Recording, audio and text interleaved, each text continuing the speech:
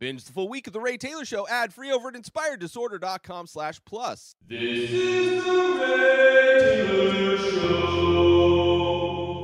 Welcome to The Ray Taylor Show, where I bring you the reviews on the latest movies and TV shows, as well as classic and foreign films. I'm your host, Ray Taylor, and on this podcast, I'll be talking about all things film and television. Whether you're looking for a new show to binge or want to know if that blockbuster is worth the trip to the theater, or just want to hear my thoughts on a current, or a classic, I should say, or foreign film, I've got you covered. So join me every Monday, Wednesday, and Friday for new episodes, and let's dive into the world of film and television together. On this episode, I'm reviewing and talking about the 2022 action epic, The Woman King, directed by Gina Prince-Bythewood.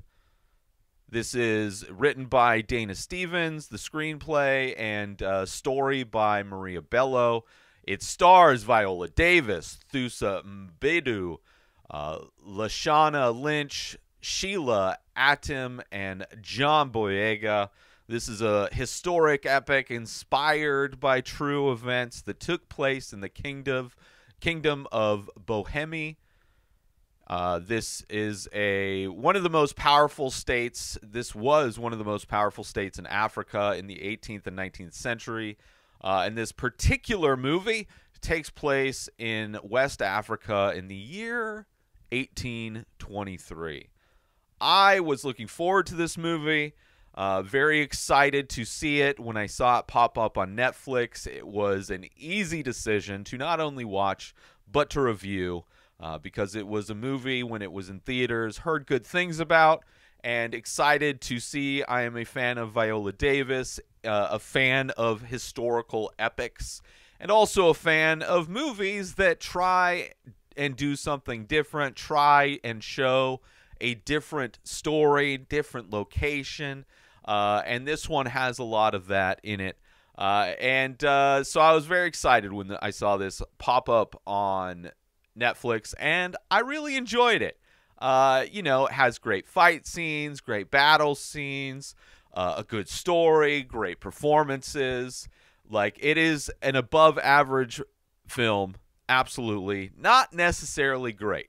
It definitely could have been better, and it's crazy how it could have been better, which I'll get to that in my review. But, right, the overall idea of this movie is a group of female warriors, and they are kind of the elite squad of this state, of this kingdom.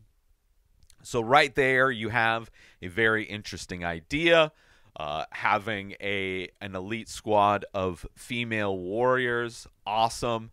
And also location, West Africa, 1800s. You don't see a whole lot of movies set in that time period or location necessarily. And it's the showing slavery from a new perspective, showing slavery from the perspective of Africa and of these kingdoms and groups who are basically enslaving each other in order to sell off to the Europeans, sell humans off to the Europeans, sell, in some cases, their family, their enemies, their warring neighbors. It is a very unique perspective of the slave trade that I struggle to think of a movie. I'm sure there are. But this one very much showing that perspective, which I feel is very, very new. Right? And this crew, this elite crew, the movie starts off with them going in to invading this another group, trying to not only free their people that have been enslaved, but also to get their own captives, because capturing people is currency. Because then they can sell. So this is, not only are they in some ways against, obviously, their own people being enslaved, but trying to themselves capture people to sell off to the Europeans. But there's also the aspect of them wanting to change what they do, change their business strategy, as it were, to change how they conduct themselves and what they're doing, and reconsidering what they are doing and the scope of that and the reality of that, right? Badass opening battle to start off this movie really gets you right into, okay, this is what we're going to see, right? You're going to see these weapons, swords, spears, hand-to-hand fighting, some grappling, a lot of throws going on. So fun fight choreography, fun battles. Not very gory or graphic, which, you know, was noticeable, especially for a historic epic, right? You think of like Braveheart or Gladiator or any of these films, and it feels like those movies definitely had a lot more graphic violence than this one, where this one is more stylized in some ways. Not necessarily stylized in a bad way, but definitely toned down on the gore, toned down on the graphic nature of it, which I think makes it miss a little bit. But that's not necessarily my big critique of this movie, right? Just something that I noticed, like, like the way, like there's, you know, you can tell things are happening, but the way it's shot, you're not really seeing a lot of the actual damage that's happening, right? Okay. And also, I've been watching a ton of Indian films over the past year, fallen in love with Indian films, and one of the many reasons I love Indian films, aside from the amazing stories and the way they're able to tell their stories, like you want to talk about films that have the epic nature of it, that are well-rounded, well-told stories that not only have long run times most of the time, but more than justify their run times.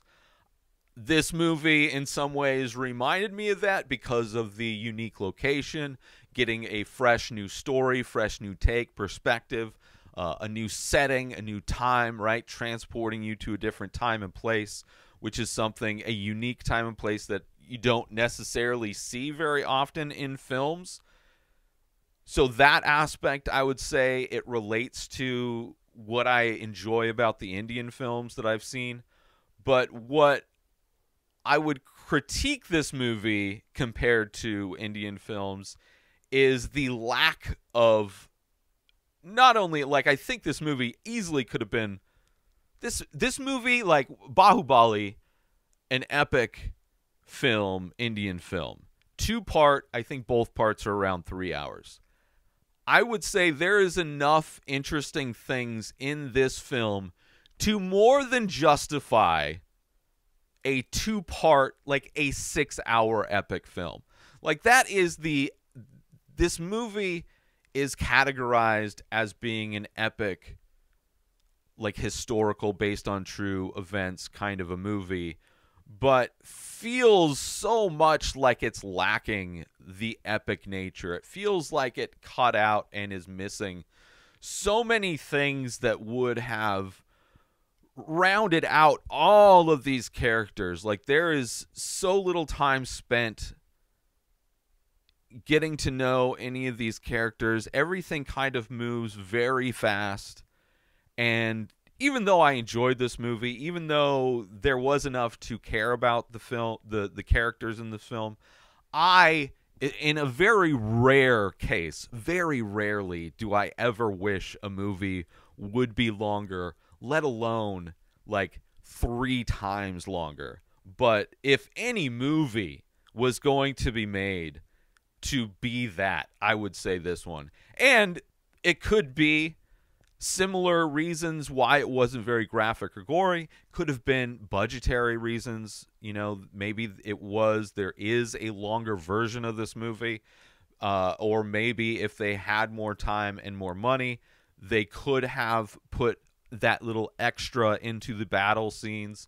They could have added a longer runtime, fleshing out a lot of these interesting stories, because there are a lot of things going on in this film that are all interesting, and I think all would have benefited from more time spent fleshing them out and just, getting us, instead of just, it feels like it's very much skimming over a lot of things in a way that, just made me wanting more.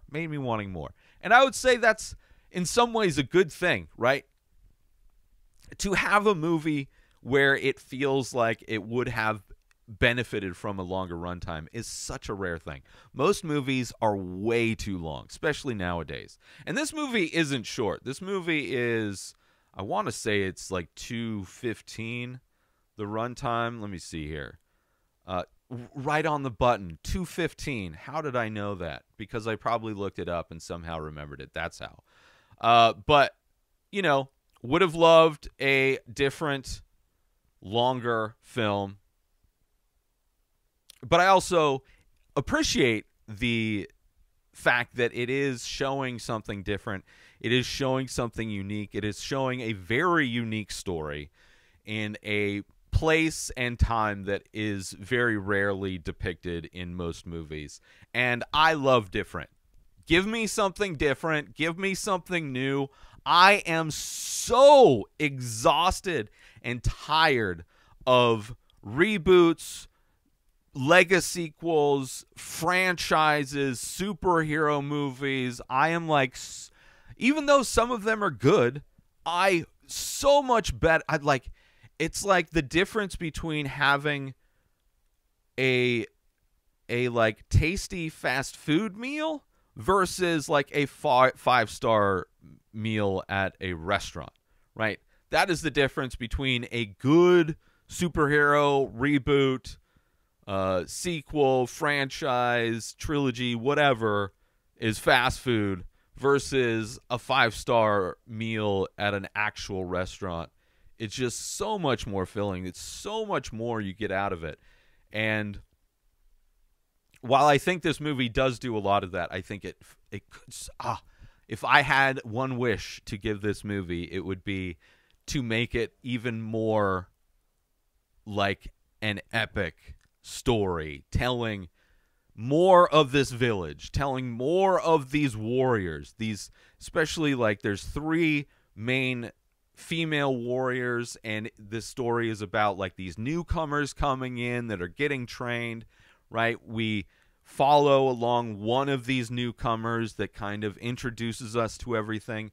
But if we had fleshed out like the Viola Davis and even like Lashana Lynch's character and Sheila Atim, right, who play Nanisca, Agojie, and Imenza, right?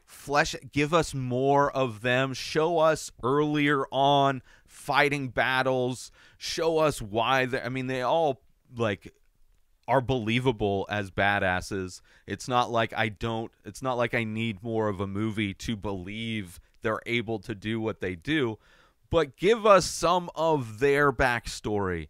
They could have done even more with the Nawi character, the character that's pretty much the main character, I would say, the character that we spend the most time with.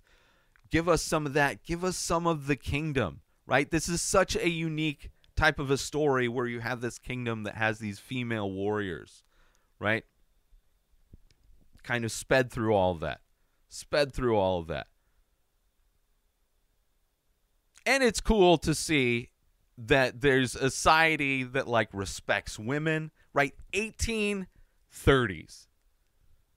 This kingdom that has a lot of respect for women. Not only the fact that there's female warriors, but in this movie they mention that there is this idea of equality is a fundamental aspect of the kingdom, and part of that is the woman king, that there is not just a male king, that there is a woman king.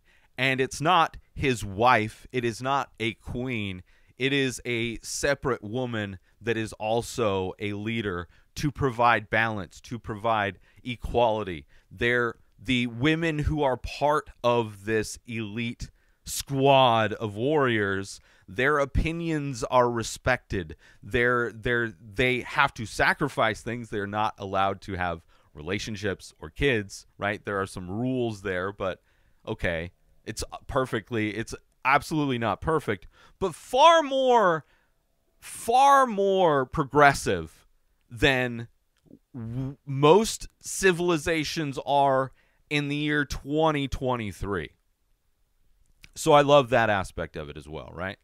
And of course, despite that progressive nature, the king still has multiple wives. So there's still this polygamous thing, which is kind of an interesting contrast, how they're able to, in some ways, be very progressive in things while also being so much like what a male-dominated society would be, right? So kind of very, very interesting stuff. And you have a king and a kingdom trying to change, be more humane, right? You get to see the slave trade from a different end of the spectrum than we usually see, right? Where brothers are selling sisters, people capturing their neighbors to sell off, right? The more slaves you sell, the more weapons and power you have. It's like this vicious cycle where you obtain weapons and power in order to capture more people that give you more weapons and power. Like, it's this vicious cycle that the people benefiting from, the only people benefiting from, are not necessarily the kingdoms in Africa, but the Europeans that are using this cycle in order to profit and then sell people off in America, right? They just said that the Europeans came to Africa, set up this system, and are primarily the ones who benefit from it. Capitalism. 1,000% capitalism, right? Everybody that wants a free market capitalist society, it has to identify that slavery is the goal. It is the prime, the most pure version of capitalism. But they don't. No. And it's just crazy, like all of that stuff, the progressive nature of this thing. It's like insane that like the ideas, the progressive ideas in this movie by a political party in the United States would refer to these progressive ideas of respecting women, of women being warriors, of women fighting battles, right? Of having a woman king at all, having a woman ruler of any kind, how a political party in the United States who not only would fight for and has fought for their political ideology, has fought for slavery in the past, but also would consider these progressive ideas from a movie that is telling a story from the 1820s. 200 years ago, they would refer to those ideas as woke. And those things being a negative. It is insanity how little our society has progressed. And more so, probably how much our society has regressed. It's just insane.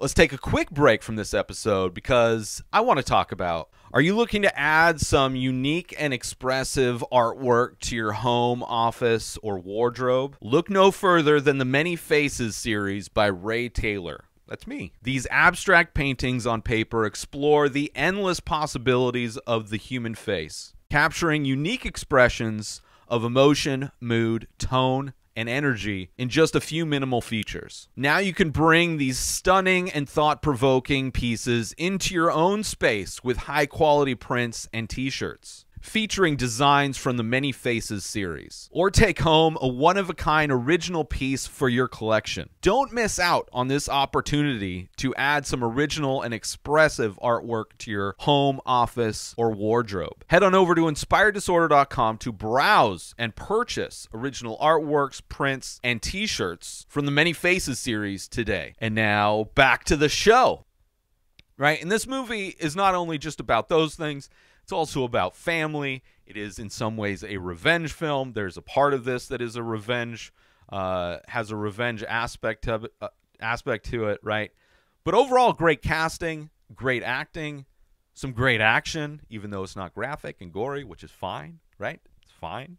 I am a dark individual with a heart that is cold and dead inside, so you know, seeing pain in others makes me feel something. And again, would have liked a little bit more graphic in the battle scenes, but still great, right? There are some soap opera-y moments, which I did not like in this movie. Thankfully, there's just small moments that don't necessarily ruin them. But even still, like, even those soap opera-y moments, to go back to my comparison to Indian films, like Bahubali, romance and love stories are a very common flavor that are added to Indian films. Right?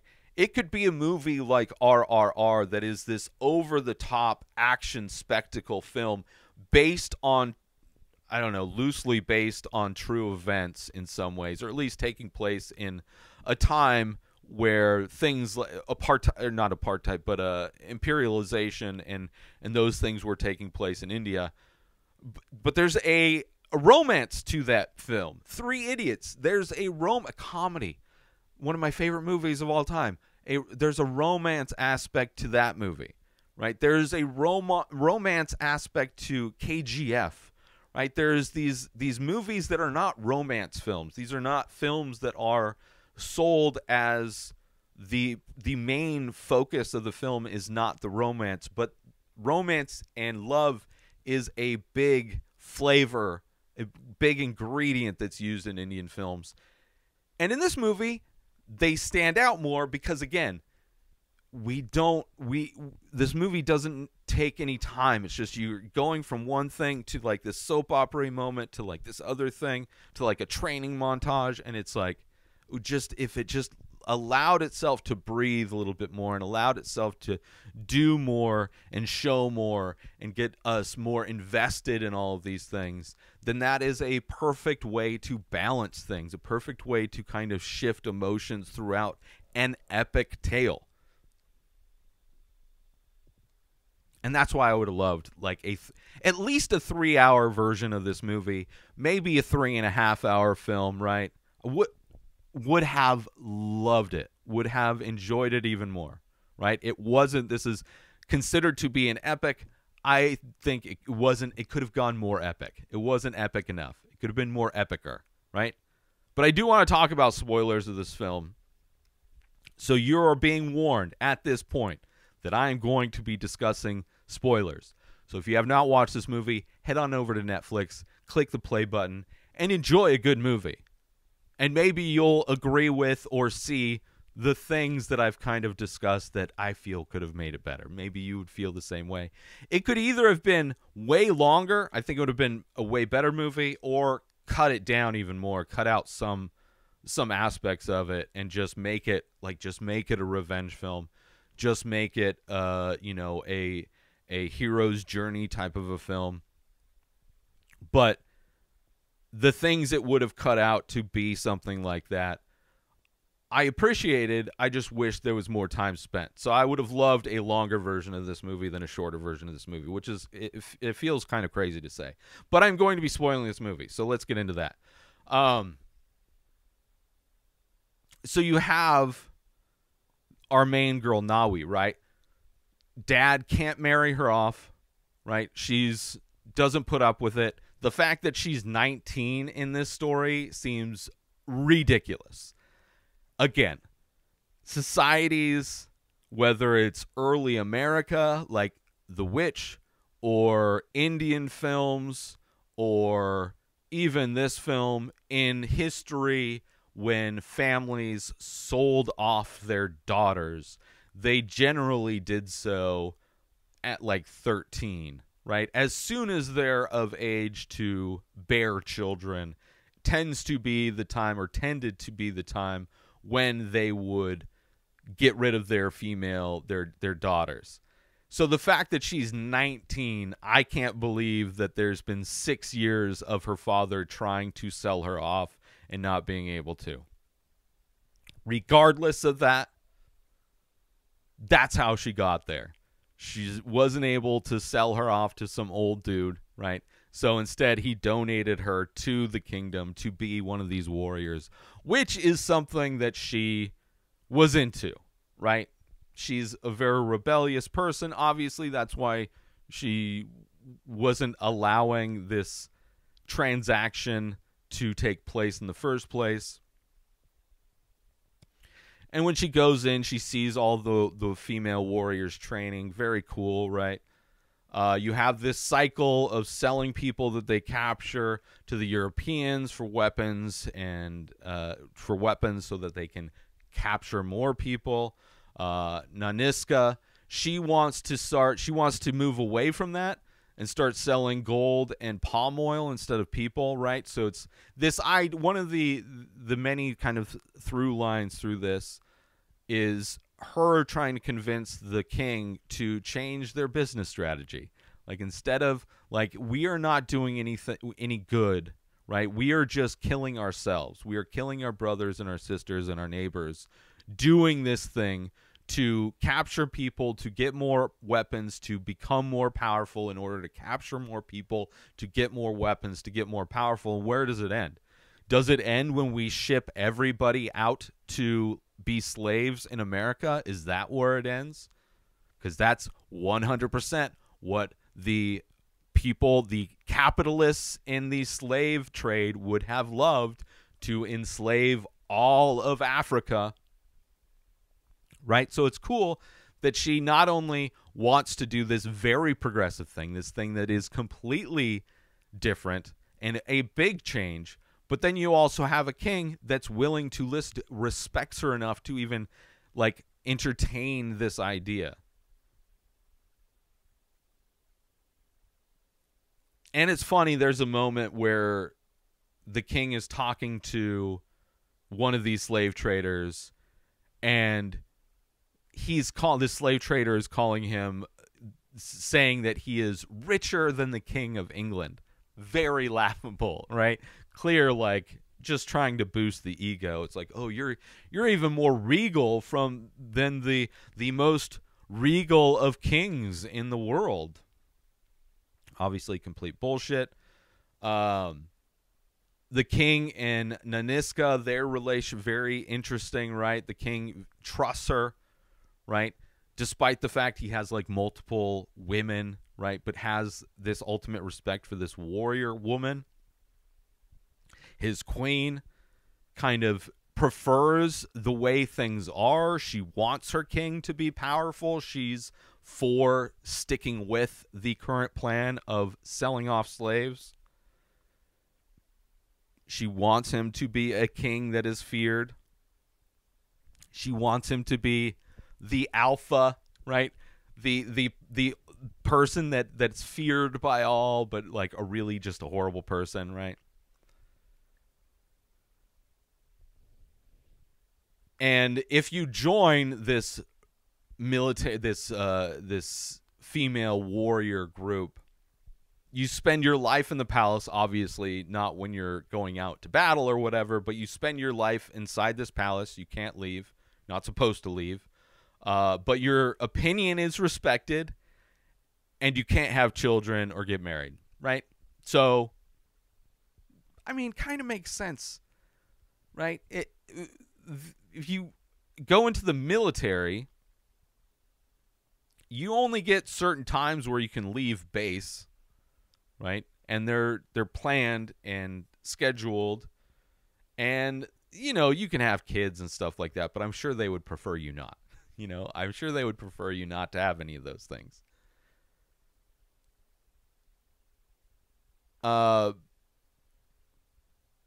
The palace itself is pretty cool. There's this bath that's inside that's, like, just this giant indoor pool. Like, there's like so many interesting things, so many different aspects of the kingdom and everything involved that, like, I just wish we could have spent more time there, right? And you also get to see the different reasons why the girls join, right? Obviously, it's not always because their parents were unsuccessful selling them off. There are a lot of different reasons. And then they do, while they're in there doing their weapons training, and their first weapon is rope, right? And they're complaining about rope, or Nawe's complaining about rope, and Nanisca gives her sword, and she sees the weight of the sword, and she like goes to attack a mannequin, and it's like clearly showing that she's not ready. She wants to cut corners and do these things, which is really cool. Like, it's amazing how this movie is related to the movie Prey, the prequel to the prequel Predator movie that came out last year, in that there is a badass female character, both young badass female characters, both combine using a rope with a sharp object, right? In Prey, it is a rope and an axe, or a tomahawk, I guess. And in this, it is a rope and a sword. And in both instances, their use of this newly created weapon, I don't know how new it is, but their use of it in this movie, in both movies, is badass. And it's kind of crazy. It's like a weird like comparison. It's almost as weird as the fact that Everything Everywhere All at Once and the movie RRR both have scenes where an adult is riding on the shoulders of another adult. It's just these weird connections that I don't know what the conspiracy is yet, but I'm sure there is one, right? No. And the whole idea is that they have to pass some test in order to stay there. So, of course, you get like a training montage of them running, grappling. You see how they oil themselves up, I assume using palm oil, in order to make them more slippery. So when they are grappling and doing hand-to-hand combat, they're impossible to grab a hold of, which makes them more effective at what they're trying to do. Is a brilliant defense. I mean, if you ever watched MMA, especially like older MMA, there is a lot of moments where, especially with grapplers, where they will say somebody's oiled up, and was a trick, I don't know if it's still used, that MMA fighters would use, where they would soak in like baby oil so that the next day when they start sweating, that oil would start coming out and make them extra slippery. So them using that as a part of a defense in this movie, I thought was brilliant as well. They also train with like swords and rifles, of course. And there's this cool like ego competition between, I think it was Agojie, I'm pretty sure it was Agojie, and then a male warrior. So they didn't just have female warriors, they also had male warriors. The female warriors were seemingly the more elite, right? And there was this game or challenge, they were challenging each other, where it was Agojie versus this male guy, and they both have a spear pressed to like their chest, just under their shoulder, and they're going against each other, and they're putting pressure on each other, where they're both getting stabbed, and it's like chicken, the first one to back down loses, and Agojie wins, which is just kind of, you know, I would say that scene is definitely set up to show how just the warrior mentality these women have, where they are willing to endure pain far more than the men, which, you know, the fact that women give birth, I would say, is proof enough of their ability to endure pain more than men, have a different threshold to pain. But a cool scene, you know. And then there's like a scene where Nawe plays a prank, which is so out of character, comes out of nowhere that she is a prankster in any way. Like, it really feels like there were missing parts with Nawe, and just how she made friends with people, because in this movie, she says that she's friends with people. She actively goes to help people out who are struggling when she's told not to do that, because, you know, they need to succeed on their own. But they never show any scenes where she is actually befriending or talking with or being friendly with. Like, they just like comes out of nowhere, which is one of the many things that would have benefited from a longer runtime. But we see how smart Nawe is, right? Not only in her ability to rig the mannequins to blow up, but the necks to blow up when they hit them, but you know, she stays up late. She's definitely dedicated, stays up late training. And was the main focus of the movie, which was surprising. You know, a movie called The Woman King, who is Viola Davis, or eventually she is given that title. She's not necessarily the main focus, but she is definitely one of the main characters. But I would say the primary focus in this film is Nawi, which is fine, but wasn't something I was expecting necessarily.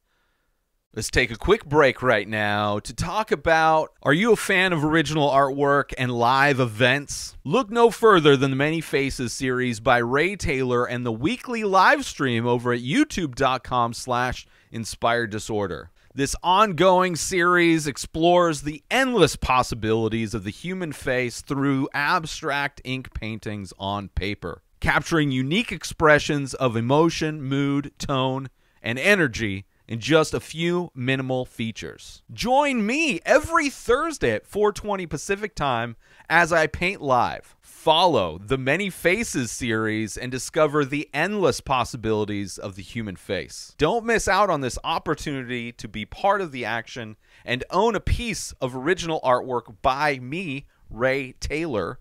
Head to youtube.com/Inspired Disorder every Thursday to catch the live stream, and visit inspireddisorder.com to browse and purchase the Many Faces artwork. And now, let's get back to the show.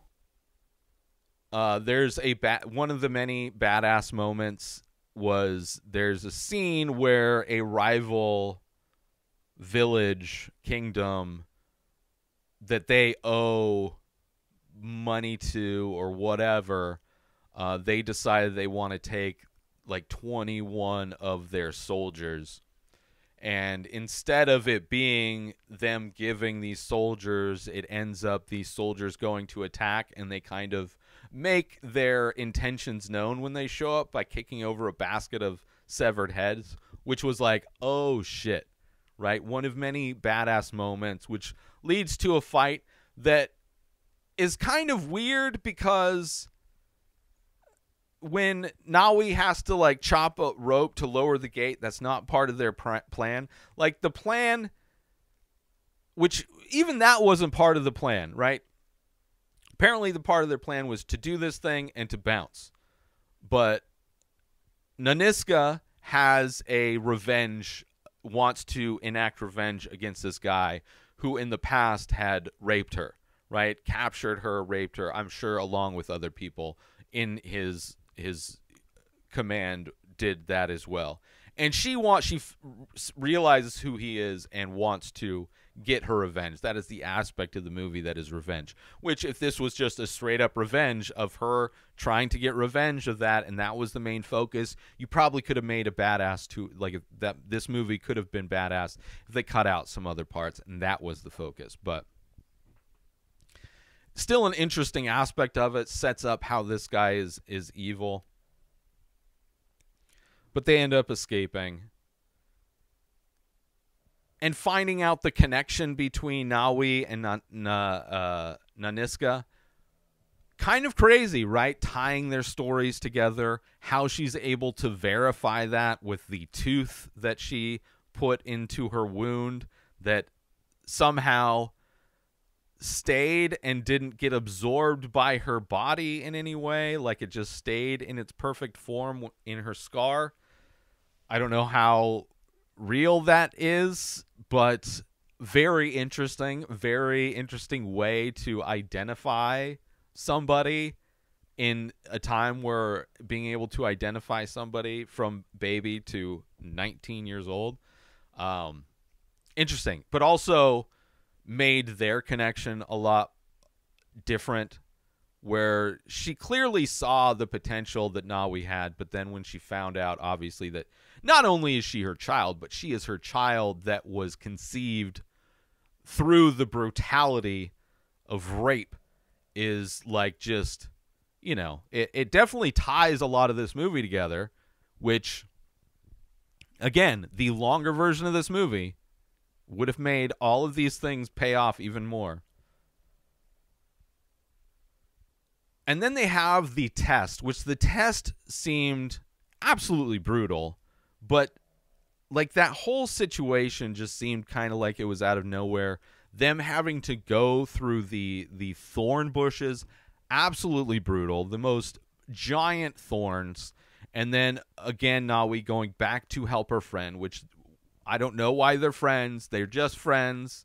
And we're just have to, because that is the thing. So, and obviously not at all surprising that Nawi won, right? It would have been weird if some other character that we don't know anything about won. So, of course, she wins. And, of course, she's also the daughter of soon-to-be Woman King. So, you know, she has that lineage of being, you know, having that ability. The love story in this between Nawi and the Brazilian slave trader guy who's like who's mixed, right? His mom was from that same village, and that whole love story, very soap opera-y. Again, if they had just done a film like Bahubali or, you know, another Indian film, then that could have been a very, like, just kind of a nice step back from the brutality that was also happening. But because everything is so minimized in this, it just feels out of place. And definitely it makes sense why they fall in love, because that plays into things later on in the film. But overall, like, tonally, it just feels like it feels out of place because it's not given enough time. Like so many things in this movie, just not given enough time. Them preparing for the attack, another criticism. I have no idea how they would have. So they build these like things that are supposed to be like these termite hills or whatever, where they use Nawi's idea of using gunpowder outside of guns, but to use them as basically bombs.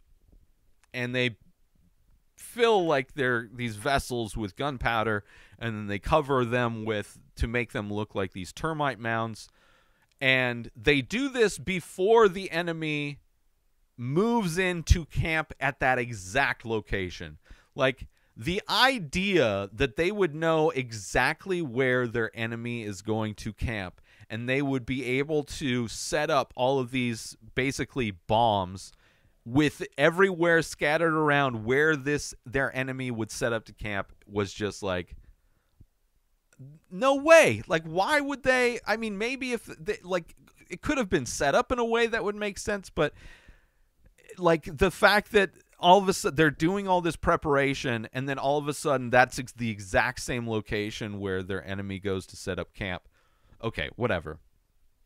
The look of how that is executed was amazing. When they light the gunpowder or whatever on the ground, and you see like these fires slithering over the ground like fire snakes to go to these mounds and blow them up, looked amazing.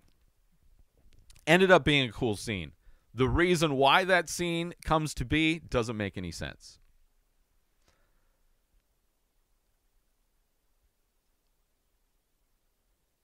And again, the rope sword thing was very badass.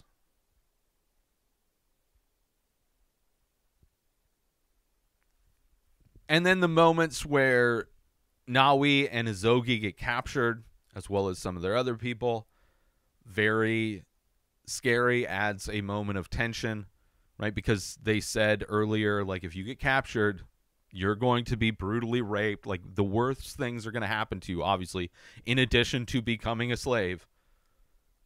And so they know, and instead of Agojie, who's this, like, kind of been the person that Nawi has looked up to in a lot of ways, is kind of resigned herself to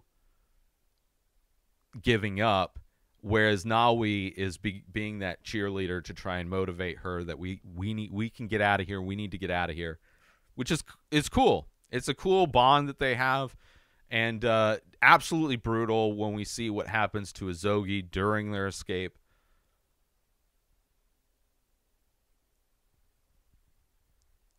And we see Nanisca, how not only the king respects her, but she doesn't really have a problem disobeying the king when she goes out to save Nawi and Agojie, and is an epically heartwarming scene where, like, you see Nanisca clearly. I mean, she knows it's her daughter, right? She just found out that this girl is her daughter. In addition to the fact that her people have been captured, she wants to go free these people, save them. And she's willing to disobey the king to do it. And when she's running away from the kingdom to go do this thing on her own, and then to see a bunch of her warriors following her was like, oh, so heartwarming. Just to see them all running in single file line behind her. It's just like, it gave me chills. It got me choked up, right? There's also when Malik, the Brazilian slave trader guy, who's all of a sudden realizing how brutal slavery is, at the very last moment where him and his friend from childhood, the other slave trader, are getting in this boat to go back to their ship with slaves, and Malik in that moment deciding to cut the slaves free, and then the slaves immediately grab the white dude and drown him immediately. Amazing, right? Just like, yes, he did the right thing. It was like a good feeling, right? And then, of course, you have this revenge of Nanisca versus her rapist. They fought before. She had to retreat, and now they're fighting again. And it's just great fight choreography. When she gets stabbed, blocking the knife and getting stabbed in her arm and then using that to stab him. Just, you know, one of the most badass things, right? This is like a scene you would see in the best action movies, right? There's probably a scene where Arnold Schwarzenegger would do something like that, or Rambo, you know? It is one of those kinds of moments where you have Nanisca blocking the blade and then using it to stab him, and to tell him who she is, and to tell him that you will never forget, although he doesn't live much longer to remember who she is, but an awesome kind of a scene. And also after that, seeing Nawi fight all of the different white dudes that are there, right? Protecting her mom is super awesome. Super like, oh, it like, very emotional, very badass also. She's like, her skills are amazing, but also like clearly seeing that her mom just got through this battle with her mortal enemy, and now she is doing what she can to protect her is amazing. And then ending up with her being the woman king, and then them dancing to end the movie. Very sweet. But all of this stuff would have been so much better if it was longer, if we had gotten more, of, like, if this was an Indian film or just another epic type of a film, they wouldn't have played what happened to Nanisca as a flashback.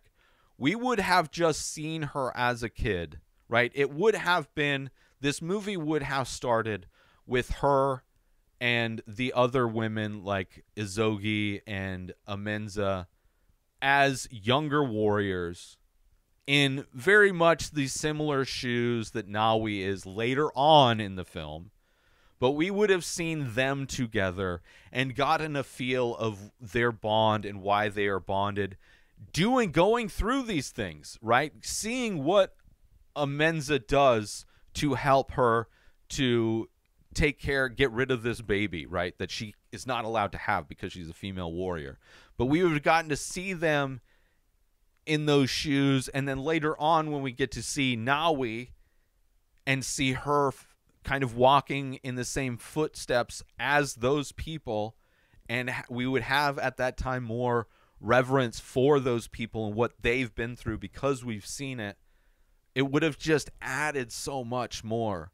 Right? We would have known that guy. When we see that guy later on, we would have known, it's like, oh, that was the guy. Right? And maybe the twist wouldn't have been there, although it could have still been there. Because maybe if, like, when we see all the new recruits, maybe they don't focus specifically on Nawi, right? Maybe they focus on a few of the girls, right? So we get to know what her friends are like as well. To see, again, different girls bonding in the same way Nanisca and Agojie and Amenza bonded in the past, kind of seeing those things kind of repeat themselves in a different way with this new generation of kids. And then out of that new generation of kids, we find out that, oh, one of them is this baby that was given up. Would have been even more impactful because we would have seen all of these things, and it would have made so much more. It would have provided so much more of a foundation to all of the many things that happen in this movie.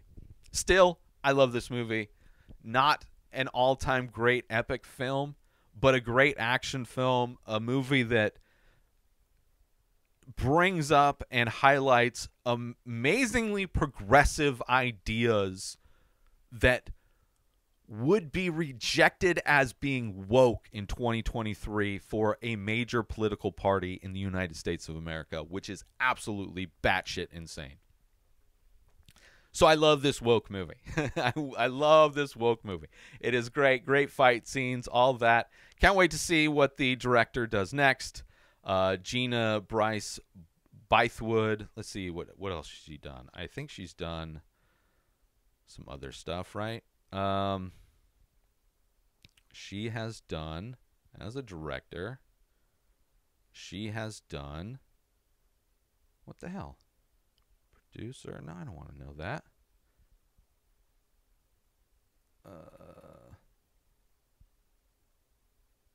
So she wrote, like, Beyond the Lights, Love and Basketball, The Old Guard, I think. Yeah, that was her previous film, which I like that movie, The Old Guard.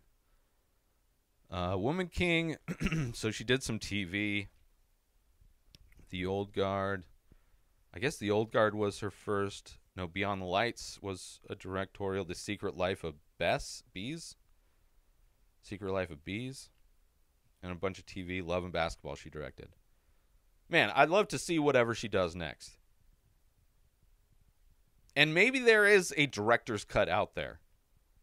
And they had to cut for time, maybe. Which I hope so. If there is a director's cut, I have a feeling it's even better. But regardless, I still enjoyed this movie. Right? Longer film, make it more of an epic, tell more of the stories.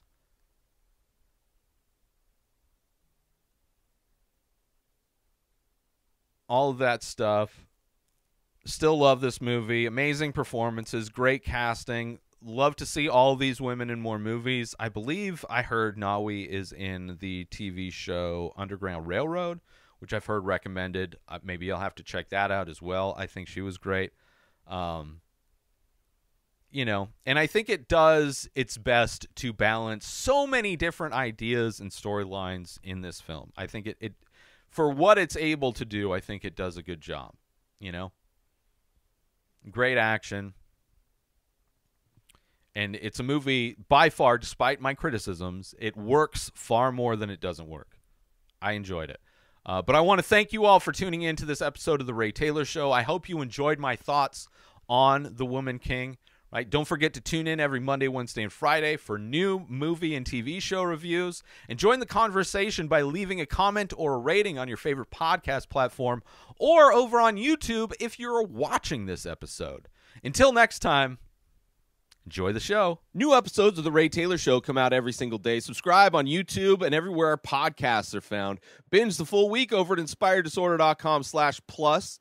Buy Ray Taylor Show merch over at inspireddisorder.com. Have a wonderful day, everybody. Peace out! Today is the day where you wake up and you realize that everything that you've been dreaming about, everything that you've been wanting, every goal and wish and hope that you've ever had can become real. Dreams can come true. What you manifest in your mind, you can bring to reality.